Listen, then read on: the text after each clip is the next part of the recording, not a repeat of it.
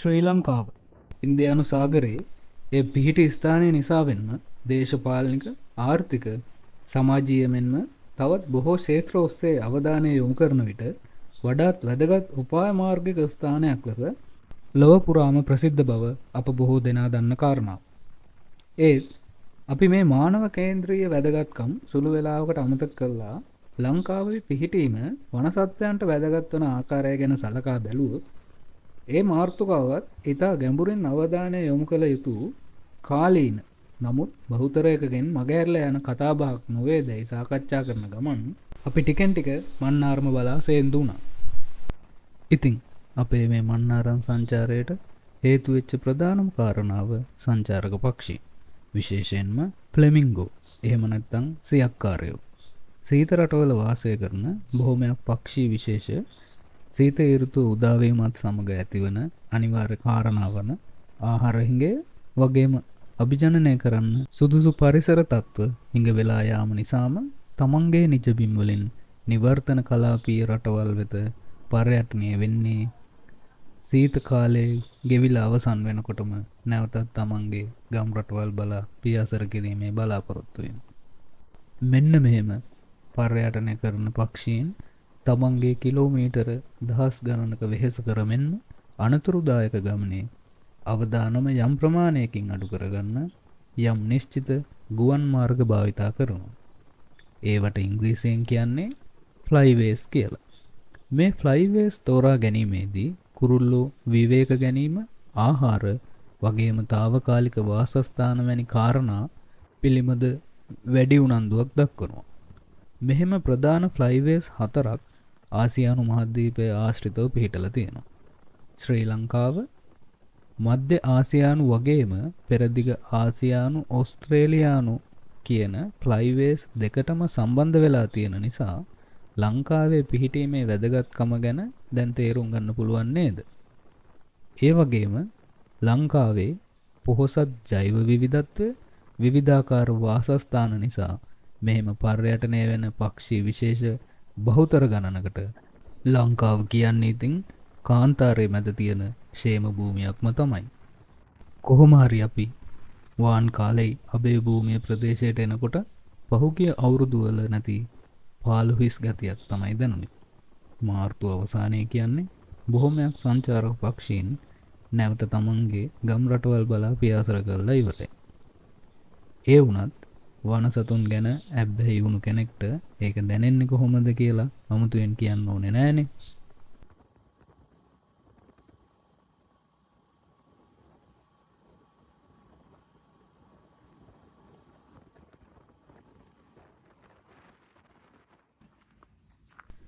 හැබැයි මේ පාළුවට හිත වහගෙන ඉන්න උනේ බොහොම සුළු වෙලාවයි.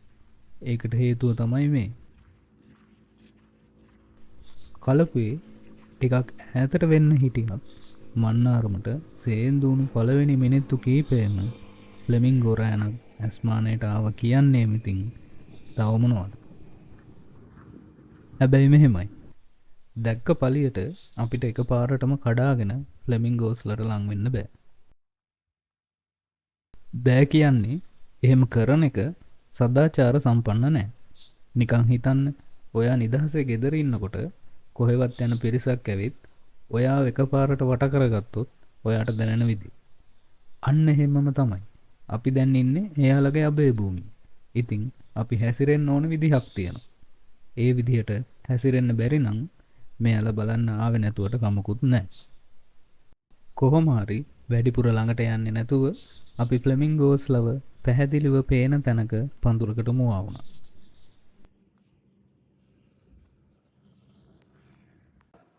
හමුදා පෙළපාලියක් වගේ හැඩයට බෙල්ලත් කෙලින් කරගෙන කොළුව වමටත් දකුණටත් මාරුවෙන් මාරුවට හරව අපි පිළිගන්න වගේ මෙයාලා තාලයකට පොඩි නර්තනයක් පෙන්නනවා.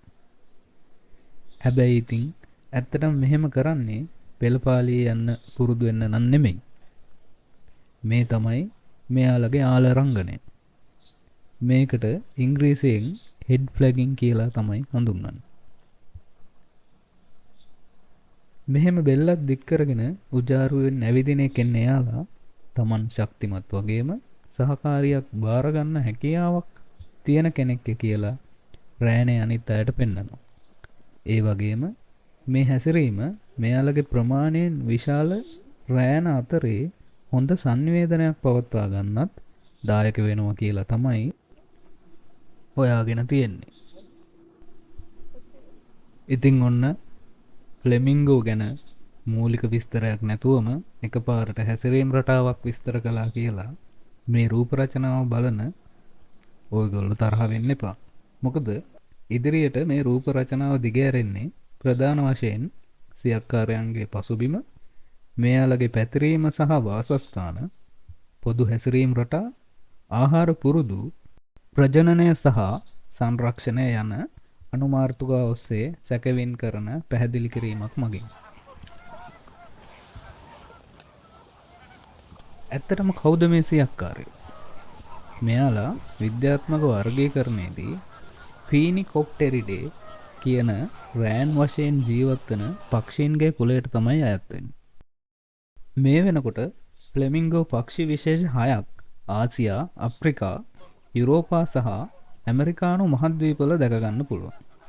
මේ අතරින් ග්‍රේටර් ෆ්ලෙමින්ගෝ එහෙම නැත්නම් රජ සියක්කාරයා කියන විශේෂය තමයි අපිට ලංකාවේදී දැක ගන්න පුළුවන් වෙන්නේ. ඒ වගේම මේ විශේෂය තමයි වඩාත්ම පළල් පැතිරීමක් වගේම ශරීර ප්‍රමාණයෙන් විශාලම ෆ්ලෙමින්ගෝ විශේෂය වෙන්නේ. මෙයාලා සාමාන්‍යයෙන් සෙන්ටිමීටර් 150ක් විතර උසයි. ඒ වුණත් මීටර් 2ක පමණ උස පිරිමි සතුනුත් වාර්තා වෙලා තියෙනවා. ඒ වගේම තටු දිග ඇරියාම සෙන්ටිමීටර් 160ක පමණ පළලක් මෙයාලට තියෙනවා. ඒ වුණාට ග්‍රේට් ෆ්ලෙමින්ගෝලගේ බර නම් කිලෝග්‍රෑම් 4ක් 8ක් අතර තමයි විචලනය වෙන්නේ. උසේ හැටියට බර අඩුයි කියලා කෙනෙක්ට හිතුණත් ඒක පුදුමයක් නෙමෙයි. මොකද එක දිගට කිලෝමීටර් දහස් ගණනක් පියාඹන්න ශරීරයේ බරත් අඩු අගයක පවත්වා ගන්න ඕන. මෙයාලගේ ශරීරයේ බහුතරයක් සුදු පාට පියාටු වලින් වැහිලා තිබ්බත් ලාක්ෂණික රත් පැහැ පියාටු අත්තටු දාරවල හොඳින් බලා ගන්න පුළුවන්. ඒ වගේම පියාඹනකොට විතරක් පේන කළු පාට පියාටුත් මෙයාලගේ අත්තටු යටිපැත්තේ තියෙනවා. මෙයාලගේ කෝටු කකුල් දිගුව පිහිටන්නේ නොගැඹුරු කලපු ජලයේ පහසුවෙන් ඇවිදගෙන යන්න. ඒ වගේම දිගු බෙල්ල කෙළවර පහළට වක් වූ සුවිශේෂ හැඩයක් සහිත හොට තමයි වඩාත්ම විශේෂ අවයවය. මේ හැඩය එයාලගේ විශේෂිත ආහාර රටාවටම අනුවර්තනය වෙච්ච එකක්.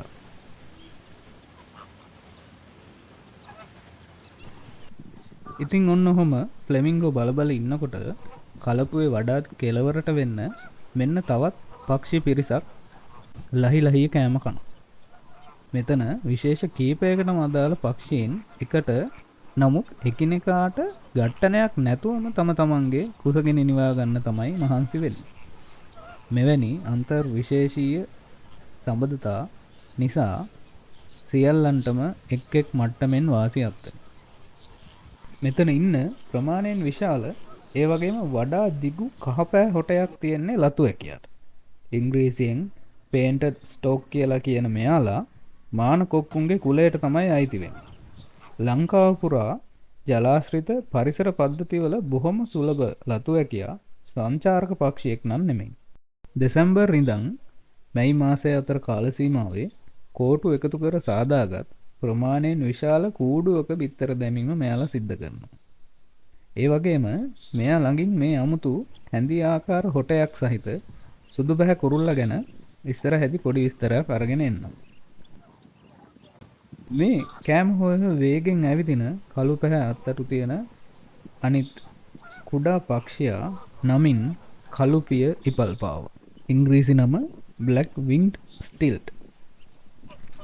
මෙයාලත් ලතු ඇකියා වගේම පහතරට වියලි කලාපයේ ජලාශ්‍රිත පරිසර පද්ධති වල බොහෝ සුලභ කුරුල්ලෙක්. මෙයාලත් ශ්‍රී ලංකාවේ නේවාසික ඒ වගේම අභිජනනය කරන පක්ෂි විශේෂයක්. දිගැති රත් පැහැ කකුල්, කළු හොට සහ පිල් කලප නිසා පහසුවෙන් මෙයාලා වෙන් කරලා අඳුර ගන්නත් පුළුවන්. ඉපල් පාවන් අස්සෙන් තනිව වඩාත් ලා දුඹුරු පැහැ පිල් කලඹක් තියෙන කහවන් රත් පැහැ කකුල් සහිත පක්ෂියා නමින් පොදු රත් පා සිලිබිල්ල.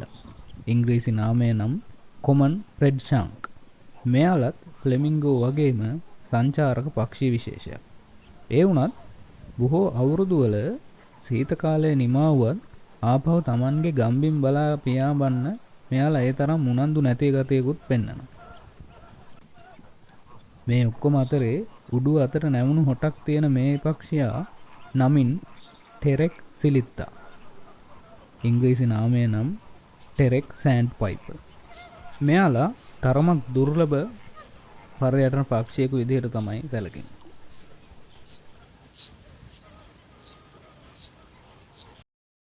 දැන් ආයෙත් අපි අපේ කතානායක පැත්තට හැරෙමු. ග්‍රේටර් ෆ්ලෙමින්ගෝලාගේ පසුබිම ගැන අවබෝධයක් තියෙන නිසා මෙයාලගේ ගෝලීය පැතිරීම සහ වාසස්ථාන රුචිකත්වය ගැන දැන් කතා කරමු. ෆ්ලෙමින්ගෝ පවුලේ වඩාත්ම පුළුල් පැතිරීමක් පෙන්වන විශේෂය නිසාවෙන්ම රජ සියක්කාරයෝ ආසියාව, අප්‍රිකාව සහ යුරෝපය පුරා විවිධ ස්ථානවලදී පහසුවෙන් නිරීක්ෂණය කරන්න පුළුවන්. ඒ කොහොම වුණත් මධ්‍යධරණී සහ දකුණු දිග යුරෝපයේ ප්‍රංශය, ස්පාඤ්ඤ, ඉතාලිය සහ ග්‍රීසිය වගේ රටවල් මෙයාලගේ නිජබිම් විදියට සලකනවා. ඒ වගේම මේ රටවලදී තමයි මේ ග්‍රේටර් ෆ්ලෙමින්ගෝලා බිත්තර දාන්නේ. ඉතින් හේමන්ත සංචාරකයෙක් ලෙස තමන්ගේ නිජබිම් වලට සීත ඍතු උදා වෙනකොට මේ අය ලංකාව වගේ නිවර්තන කලාපීය රටවල් වලට පර්යටනය වෙනවා. එහෙම පර්යටනය වෙලා මෙයාලා වැඩිපුරම ඉන්න කැමති කියූල් ජලය, එහෙම නැත්නම් බ්‍රැකිෂ් වෝටර් තියෙන පරිසර පද්ධතිවල. එහෙම ස්ථාන කීපයක්ම ලංකාවේ තියෙනවා. ඉන් ප්‍රධානම මේ මන්නාරම් දිස්ත්‍රික්කයේ වාන් කාලේ යබේ භූමි ප්‍රදේශය. ඒ වගේම යාපනයේ අලිමංකඩ සහ හම්බන්තොට බූන්දල රක්ෂිතයත් ඒ වගේ ස්ථාන දෙකක්.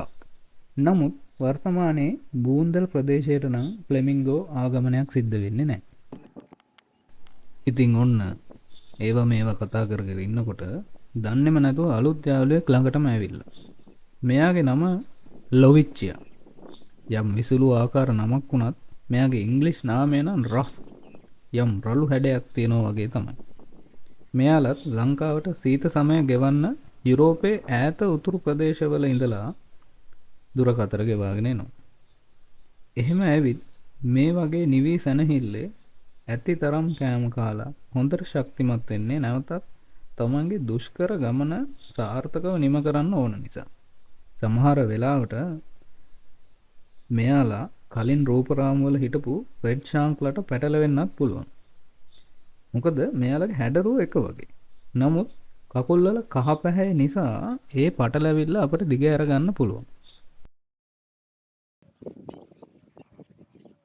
දැන් අපි සියක්කාරයන්ගේ සමාජ ව්‍යුහය සහ පොදු හැසිරීම් රටා ගැන පොඩ්ඩක් අවධානය යොමු කරමු. මේ රූපරාම වල පේන විදිහටම මෙයාලා තදින්ම සමූහවාසී. මේ සමූහයට කොලනිය කියලාත් හඳුන්වනවා. මෙහෙම කොලනියක් විදියට හැසිරෙන නිසා මෙයාලට විවිධාකාර වාසි සහගත තත්ත්ව ගණනාවක්ම ළඟා කරගන්න පුළුවන්. ඉන් ප්‍රධානම කාරණාව තමයි විලෝපිකයන්ගේ බලපෑම ඉතාමත්ම අවම වීම. මොකද මෙහෙම දහස් ගණනක් ඉන්නකොට මොනම විලෝපිකයෙකුට වුණත් ඉතාමත් අසීරුයි එකම එක ෆ්ලෙමින්ගෝ කෙනෙක්ගේවත් ඇහැට නොපෙනී ලං වෙන්න. දෙවෙනි කාරණාව තමයි කෑම සොයා ගැනීමේ පහසුව. කලවපුව පුරා පැතිරිලා ඉන්න තරම් ලොකු කොලනියකට ඉතාම පහසුවෙන් ආහාර සුලභ ඉසව්ව හොයාගන්න කොහොමත් ලේසියිනේ. ඉතින් මෙහෙම ෆ්ලෙමින්ගෝ දිහා බලාගෙන ඉන්නකොට කෙනෙක්ට පේන්න පුළුවන් එයාලා අතර මිත්‍ර සමුදක.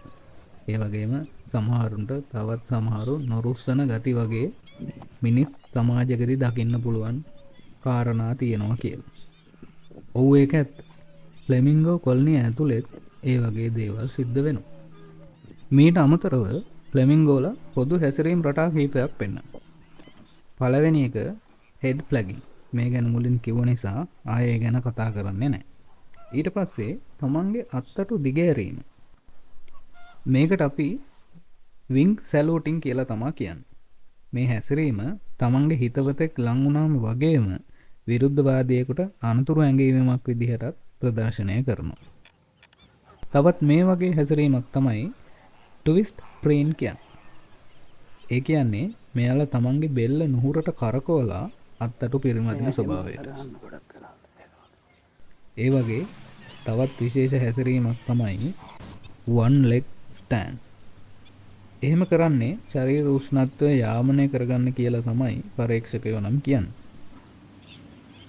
ඊට අමතරව ඉතින් ෆ්ලෙමින්ගෝලා බොහොම ഘോഷාකාරී. ඒ වගේම එකිනෙකා අතර තරජනය කර ගැනීම, ඇන කොටා ගැනීම, හඹා යෑම වගේ විවිධාකාර හැසිරීම් රටා ටික වෙලාවක් මෙයාලා දිහා බලාගෙන ඉන්න කෙනෙකුට නිරීක්ෂණය කරන්න පුළුවන්.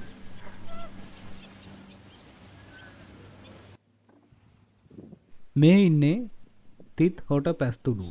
ලංකාවේදී අපිට දකින්න ලැබෙන එකම පෙලිකන් පක්ෂි විශේෂය. මෙයාලත් ෆ්ලෙමින්ගෝලා වගේම සමූහවාසී පක්ෂි විශේෂයක්. මෙයාලා ලංකාවේ බොහොමයක් තෙත් පරිසර පද්ධතිවලදී අපිට හමු වෙනවා. මේ විශේෂයේ නම හැදිලා තියෙන්නේ මෙයාලගේ උඩු හොටේ තියෙන තිත් නිසාවෙන්. නමුත් ෆ්ලෙමින්ගෝලා වගේ කුඩා ජලජ අපෘෂ්ඨ වංශයෙන් වෙනුවට මෙයාලගේ ප්‍රධාන ආහාරය මත්ස්‍යය. ඒකටම අනුවර්තනය වුණු මල්ලක්, එහෙම නැත්නම් පැසක් ආකාර යටි හනුවක් තමයි මෙයාලට පිහිටලා තියෙන්නේ. ඒ වගේම කියන්න ඕනේ මෙයාලා තර්ජනයට ලක්වීමට ආසන්න, එහෙම නැත්නම් near threatened විශේෂයක් විදිහට තමයි IUCN ආයතනය විසින් නම් කරලා තියෙන්නේ.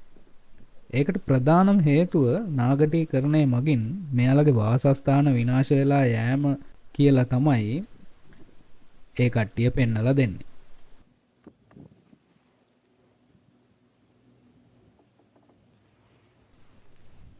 ඉතින් මෙයාලත් එක්ක ඔන්න හැන්දක් වගේ හොටක් තියෙන කොකෙකුත් ඉන්නවා. මෙයාට කියන්නේ හැඳි අලවා. එහෙම නැත්නම් යුරේෂියන් ස්පූන් බිල් කියලා. නම හැදුන විදිය ගැන අමුතුවෙන් කියන්න ඕනේ නෑනේ. ස්පූන් බිල්ලගේ වඩාත් ලාක්ෂණික හැසිරීම තමයි මෙයාලා කෑම හොයන ආකාරය. මුලින්ම හොට මඩට ඇනලා අපි හොද්දක් හැඳි ගන්න ආකාරයට මෙයාලා හොට දෙපසට වැනීමක් සිද්ධ කරනවා. හැබැයි අපිට නම් ඒ වගේ අවස්ථාවක් රූපගත කරගන්න හමුුනේ නැහැ.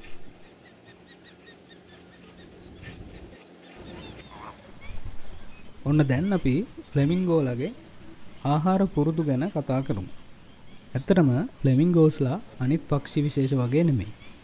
මෙයාලා පෙරාබුදින්නෝ. එහෙම නැත්නම් ෆිල්ටර් ෆීඩර්ස්. මේක පක්ෂීන් අතර සුලභ ආහාර රටාවක් නෙමෙයි. මෙහෙම පෙරාබුදින ආහාර රටාවට මෙයාලා අනුවර්තනය වෙන්න මෙයාලගේ කෑම විශේෂත් බලපාන්න ඇති. මොකද මෙයාලා වැඩිපුරම කැමති කුඩා අපෘෂ්ඨ වංශික සතුන් සහ දිරා යන ශාක කොටස් ආහාරයට ගන්න. ඒකටම පහළට වක් වෙලා නිර්මාණය වුණු හොටකුත් මෙයාලට තියෙනවා. මේ හොට ඇතුලේ ගුරුසු ආකාර ව්‍යුහ තියෙනවා කියලා තමයි හොයාගෙන තියෙන්නේ. මෙයාලා ඔළුව වතුරට ඔබාගෙන දිව පාවිච්චි කරලා වතුර හොට ඇතුළට අරගන්න. එතකොට වතුරේ දිය වෙලා තියෙන දිරපු ශාක කොටස් වගේම කුඩා ජීවීනුත් මේ කිව්ව බුරුසු ආකාර ව්‍යුහවල හිර වෙනවා. ඊට පස්සේ නැවතත් දිව පාවිච්චි කරලා වතුර ටික එළියට යවනවා. තවත් සමහර වෙලාවට මෙයාලා අපූර්ව හැසිරීමක් පෙන්වනවා. මේකට කියන්නේ ස්ටැම්පින් ටෙක්නික් කියලා. මෙතනදි වෙන්නේ ෆ්ලෙමින්ගෝ එක තැන හිටගෙන වේගෙන් තමන්ගේ කකුල් හොලවලා වතුර කලතන එක. එතකොට වතුරේ තියෙන කෑම වතුර හොඳින් මිශ්‍ර වෙනවා. ෆ්ලෙමින්ගෝලා වගේම විශේෂ ආහාර රටාවක් වෙන්නම තවත් සංචාරක පක්ෂි විශේෂයක් තමයි ගාගනි සේරුවා කියලා කියන්නේ. මේ තාරා පවුලේ සමාජිකයෝ මධ්‍යම යුරෝපා රටවල් වල ඉඳන් තමයි අපේ ලංකාවට එන්නේ. මේගොල්ලොන්ගේ ගැහැණු සහ පිරිමි සතුන් හඳුනා ගන්න වඩාත් පහසුයි. වඩාත් වර්ණවත් පිහාටු තියෙන්නේ පිරිමි පක්ෂීන්ට. ගැහැණු පක්ෂීන්ගේ පිහාටු බහුතරයක් දුඹුරු වර්ණයෙන් තමයි තියෙන්නේ. මෙයාලගේ ආහාර ගැනීමේ විශේෂත්වය තියෙන්නේ ආහාර ගන්න එයාලා යොදන ප්‍රයාමයේ. කෑම හොයාගෙන උඩුකය වතුරට ඔබනකොට මෙයාලගේ පශ්චාත් භාගය සම්පූර්ණයෙන්ම ජල පෘෂ්ඨයෙන් ඉහළට එසවෙනවා. මෙයාලා නිකන් රබර් බෝලයක් වගේ වතුරේ ඔබන්නම බෑ. කොච්චර එබුවත් ඒ පමාවට ආපහු උඩටම එනවා.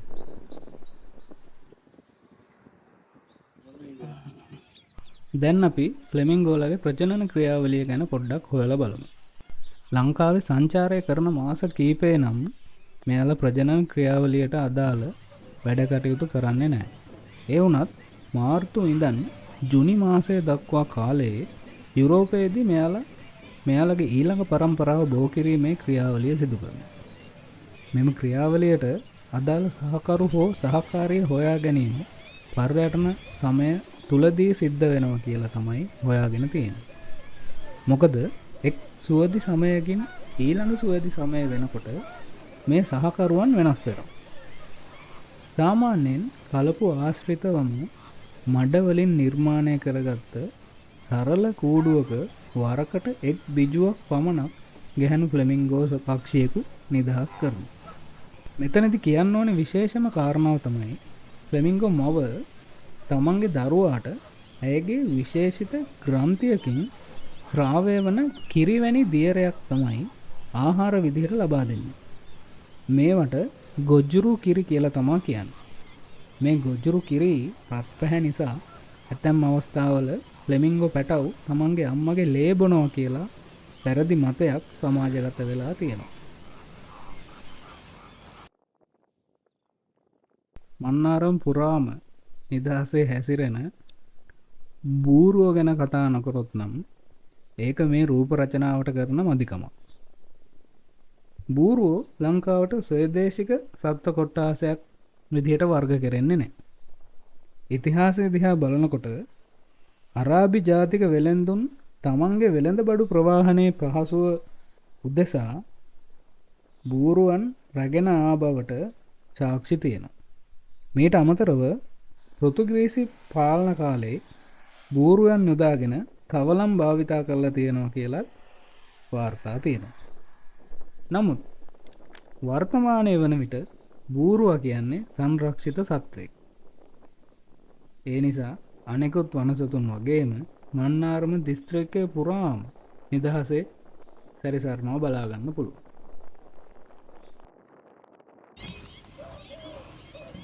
මේ ග්‍රේටර් ෆ්ලෙමින්ගෝලා ගෝලීයව අවම අවදානමක් සහිත පක්ෂි විශේෂයක් විදිහට තමයි IUCN ලෝක ස්වභාව සංරක්ෂණ සංගමය මගින් නම් කරලා තියෙනවා. ලංකාව ඇතුළේදීත් මෙයාලා ඒ කාණ්ඩෙම හිටියත් අවසාන සංගණනය කරලා අවුරුදු 10කට වඩා වැඩි කියන එක සඳහන් කරන්නත් ඕන. ඒ වගේම අපේ රට ඇතුළේදී මෙයාලට බලපාන තර්ජන කීපයකුත් හඳුනාගෙන තියෙනවා. ඉන් ප්‍රධානම තර්ජනය වෙන්නේ මෙයාලගේ වාසස්ථාන වලට මිනිස්සුන්ගෙන් සිද්ධ වෙන බලපෑම. උදාහරණයක් කිව්වොත් පාලනයකින් තොර සංචාරක ව්‍යාපාර. ඒ වගේම ඩ්‍රෝන මගින් සිදු කරන පටිගත කිරීම වගේ දේවල් නිසා මෙයාලගේ වාසස්ථාන වලට හානි සිද්ධ වෙන්න පුළුවන්. මීට අමතරව කර්මාන්ත සහ කෘෂිකාර්මික අපද්‍රව්‍ය කලපු ජලය එක්ක මිශ්‍ර වීමෙන් මෙයාලගේ ආහාර ප්‍රභව වලට ඒ රසායන ද්‍රව්‍ය මගින් දැඩි හානි සිද්ධ වෙන්න පුළුවන්. ඒ වගේම කාලගුණික රටාවල වෙනස්කමුත් මෙයාලගේ පැවැත්මට බලපෑම් ඇති කරන්න පුළුවන්.